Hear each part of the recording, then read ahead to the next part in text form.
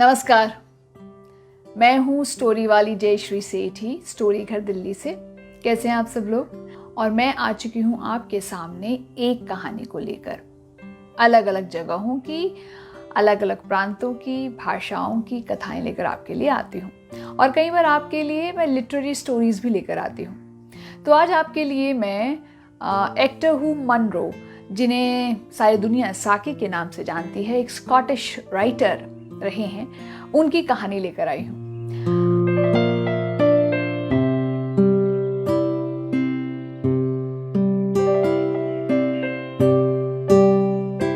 तो ये कहानी फ्रेमेंटन नेटल की कहानी है।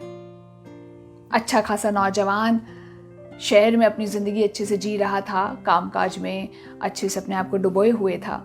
लेकिन एक वक्त ऐसा आया कि फ्रेमेंटन नेटल बहुत उदास हो गया, अवसाद का शिकार हो गया, दुखी रहने लगा, पीड़ित रहने लगा, स्ट्रेस्ड रहने लगा, डिप्रेस्ड रहने लगा।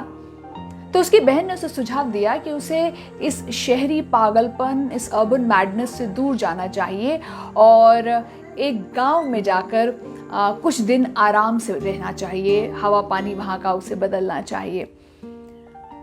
पहले तो फ्रेमेंटन को लगा कि मैं वहाँ जाकर क्या करूँगा। फिर बहन का कहा माना उसने और वो उस सुदूर गांव में पहुँच गया। वहाँ उस गांव में वो किसी को नहीं जानता था और फ्रेमेंटन की बहन को मालूम था कि उसका भाई एक लोनर है, ज़्यादा लोगों से मिलेगा जुलेगा नहीं। तो उसने कुछ अपने परिचितों की लिस्ट बना कर दी और उनके नाम पत्र दिए, ताकि जब भी नेटल को खालीपन महसूस हो, अकेलापन महसूस हो, तो वो उन लोगों से जाकर मिल सके। इस गांव में पहुंचा फ्रेमेंटन नेटल एंड कुछ दिन तो उसे ठीक लगा, हवा पानी बदला, जिस चीज़ की तलाश में आया था, सुकून दिल का, उसे पाने की वो कोशिश कर रहा था। फिर एक शाम उसने अपनी बहन के दिए गई लिस्ट में से निकाला और वो पत्र लेकर वो पहुंचा मिसेस सेपल्टन के यहाँ। बड़ा सा घर, आलीशान।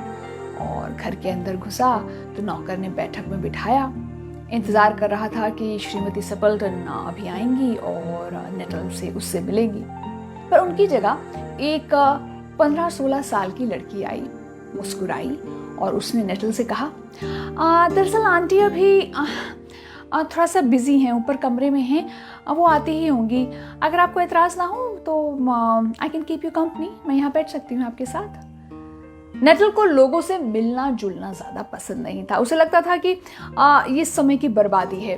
पर अब वो तो खुद मेहमान था और मेज़बान अगर उसके साथ समय बिताने की बात कर रहा है तो वो मना कैसे कर सकता था। तो नेटल वहाँ पे बैठा हुआ था और सामने बैठी थी सुंदर सी 15-16 साल की लड़की। दोनों खामोश। नेटल कभी अपने घुटने हिलाता, कभी उंगलियों को चटकाता, कभी ऊपर नीचे देखता। उसे समझ में नहीं आ रहा था कि ये जो एक असहज वो महसूस कर रहा है, अनकंफर्टेबल महसूस कर रहा है, उस माहौल को कैसे तोड़े। तो वो जो सामने लड़की बैठी थी उसने कहा, तो आप इस गांव में बहुत सारे लोगों को जानते हैं? नहीं, बहुत सारे लोगों को तो नहीं जानता, मैं तो पहली बार इस गांव में आया हूँ। अच्छा, फिर मेरी आंटी को कैसे जानते हैं? मेरी बहन 4 साल पहले इस गांव के गिरजे में काम करती थी, चर्च में, और वो आपकी आंटी को जानती है। मैं तो यहाँ हवा पानी बदलने आया हूँ, थोड़ा सा मानसिक रूप से परेशान हूँ, तो मेरी बहन ने कहा कि मैं आपकी आंटी से आकर मिलूँ, उनके नाम की चिट्ठी भी दी है। अच्छा, तो यानी कि आप इस गांव में ज़्यादा लोगों को नहीं जानते? नहीं, मैं ज़्यादा लोगों को नहीं जानता हूँ। सर्दी हो गई है ना? लड़की ने कहा। नेटल ने कहा कि हाँ, सर्दी तो हो गई है। फिर उस लड़की ने एक बड़ी सी खिड़की की ओर इशारा किया और कहा, अक्टूबर की शाम है, सर्दी है और आपको ये बड़ी सी खिड़की खुली हुई देखकर अजीब तो लग रहा होगा। नहीं, खुली रही खिड़की, मुझे क्या अजीब लगेगा, और वैसे भी अभी इतनी सर्दी तो हुई नहीं है। आपको मालूम है ये खिड़की क्यों खुली है? इसका एक कारण है। क्या कारण है? आज से 3 साल पहले आपकी बहन तब ये गांव छोड़कर जा चुकी थी। मेरी आंटी के पति और उनके 2 भाई इसी खिड़की के रास्ते शिकार को गए थे। आपको याद होगा तब बारिश बहुत हुई थी, बहुत जगह लैंडस्लाइड हुआ था, कई जगह मिट्टी सरक गई थी और ऐसी जगहें जो बरसों से हिली नहीं थी वो भी हिलकर बह गई थी। अच्छा, तो आदत के अनुसार मेरी आंटी के पति और उनके 2 भाई यहाँ से इस खिड़की से शिकार के लिए गए थे। दलदल को पार करके वो पक्षियों का शिकार करने जाते थे, पर कभी लौटे नहीं, कभी नहीं लौटे। उनके तो शरीर भी नहीं मिले। शायद कहीं वो बह गए, आई थिंक वो मर गए, पर कभी लौट कर नहीं आए। उनके साथ वो कुत्ता भी था भूरा, जो मेरी आंटी को बहुत पसंद था। ये कहानी सुनकर नेटल को बहुत खराब लगा। एक तो वो अपनी जिंदगी के दुख से, अवसाद से इतना परेशान था, ऊपर से यहाँ श्रीमती सेपल्टन से मिलने आया और उनकी ये नीस, उनकी ये भांजी इस तरह की बातें कर रही थी। वो थोड़ा सा अनकंफर्टेबल महसूस कर रहा था और उस लड़की ने अपनी बात जारी रखी। मेरी आंटी बहुत दुखी हैं, बहुत अकेली और उदास हैं। ये खिड़की खुली रखती हैं। उन्हें अभी भी यकीन है कि वहां से, उस खिड़की से उनके पति, उनके 2 भाई और उनका वो भूरा कुत्ता दौड़ते हुए अभी आ जाएंगे। और मैं इस घर में रहती हूँ कभी कभी, तो मुझे भी लगता है शाम को कि शायद उस खिड़की से वो लोग अभी आ जाएंगे, पर मुझे अंदर से मालूम है कि वो लोग दुनिया छोड़ के जा चुके हैं, कभी नहीं लौटेंगे। आपकी आंटी अभी तक नहीं आई। फ्रेमेंटन नेटल बहुत अनकंफर्टेबल महसूस कर रहा था, पर वो सामने जो लड़की बैठी हुई थी वो लगातार बोले चले जा रही थी। उसने अपनी बातचीत जारी रखी और कहा, मेरी आंटी के पति उस दिन सफेद रंग का कोट पहनकर गए थे और उनका छोटा भाई सीटी बजाता हुआ गया था, वही सीटी जिससे मेरी आंटी को बड़ी चिढ़ है। ये खिड़की जब भी मैं देखती हूँ तो मेरी तो रूह कांप जाती है। नेटल और ज्यादा अनकंफर्टेबल हो रहा था, उसे समझ में नहीं आ रहा था यहाँ से बैठे या यहाँ से जाए। तभी उस लड़की की आंटी यानी कि मिसेस सेपल्टन नीचे आई और उन्होंने नीचे आते ही कहा, हाँ जी, मेरी बेटी ने आपको ज्यादा परेशान तो नहीं किया? नहीं, इतना ऐसी भी कोई बात नहीं है, तो मुझे कंपनी दे रही थी। आप बैठिए ना, चाय लेंगे? जी नहीं, I think I am good. हाँ, आपको ये खिड़की देखकर अजीब लग रहा होगा, अक्टूबर की शाम है और मैंने खुली रखी है। नेटल ने कहा, नहीं, खुली रहने दीजिए, इट्स ओके। अभी दरअसल मेरे पति और मेरे 2 भाई जो शिकार पे गए हैं वो लौट कर आते ही होंगे। खिड़की से पार करके ही दलदल है, दलदल को पार करके वो अक्सर चिड़ियों के शिकार के लिए जाते हैं, तो वो अभी आते ही होंगे। मेरा कुत्ता भी उनके साथ गया है, बस उन्हीं का इंतज़ार है।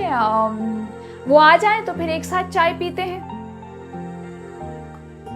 अब नेटल को समझ में नहीं आया इस परिस्थिति में वो क्या करे। कभी तो वो उस 15-16 साल की लड़की की तरफ देखे जिसकी आंखें भचक्की सी बड़ी बड़ी खुली हुई थी, और कभी वो मिसेस सेपल्टन की ओर देखे, और फिर कभी वो खिड़की की ओर देखे और उसकी रूह अंदर से कांप जाए। उसने अब बातचीत का रुख बदलने के लिए कहा, यहाँ पे माहौल बड़ा अच्छा है, यहाँ पे काफ़ी शांति है। मैं तो बहुत ही परेशान था शहर में, I was very depressed and I thought कि मैं यहाँ आऊँगा तो थोड़ा सा मेरा हवा पानी बदलेगा। बहन ने आपके नाम चिट्ठी दी थी, इसलिए आपसे मिलने चला आया। आपको तकलीफ़ हुई, माफ़ी चाहता हूँ। नहीं, ऐसी भी माफ़ी की क्या बात है, बस मुझे भी अच्छा लगता है यहाँ, मैं अकेली रहती हूँ और कोई मुझसे मिलने आता है। नहीं, दरअसल अभी नेटल कुछ बोल ही रहा था कि एक कुत्ते के भौंकने की आवाज़ आई। फिर कानों में एक सीटी सुनाई दी और उस खिड़की के पार, जिस खिड़की का इतनी देर से जिक्र हो रहा था, उस खिड़की के पार से 3 आकृतियां उसे कमरे की तरफ, अंदर की तरफ आती दिखाई दी। नेटल के होश फाख्ता, आवाज गायब, रूह बेहिस। उसने देखा उस 15 साल की लड़की की तरफ, वो भी बड़ी बड़ी आंखें करके डर के साथ खिड़की की ओर देख रही थी, और फिर देखा उसने मिसेस सेपल्टन की तरफ जो कि मुस्कुरा रही थी। तभी कुत्ते की भौंकने की आवाज और तेज हो गई और कुत्ता दौड़ते हुए जैसे ही खिड़की तक पहुंचा, फ्रेमेंटन नेटल को लगा भूत आ गए। उसने फटाफट से अपनी स्टिक उठाई, अपनी टोपी उठाई और बिना कुछ बोले सरपट वहां से भाग गया। मिसेस सेपल्टन देखती रह गई और जैसे ही वो वहां से भागा, वो तीनों आकृतियां अंदर आई। नेटल ने देख लिया था कि एक कुत्ता था, 3 आदमी थे और एक आदमी के कंधे पे सफेद ओवरकोट भी था। जैसे ही वो आदमी जिसके कंधे पे सफेद ओवरकोट था वो अंदर आया, उसने कहा, यह आदमी कौन था भाई, जो ऐसे डर के भागा है भाई, कौन था? मिसेस सेपल्टन ने कहा, पता नहीं, अब इस गांव में नया नया आया है, इसकी बहन ने मेरे नाम चिट्ठी दी थी और जब से बैठा था अपने तनाव और मानसिक दुख की बात कर रहा था और बिना किसी तमीज के, बिना बाय बोले देखो यहां से चला गया। तुम्हें कुछ मालूम है?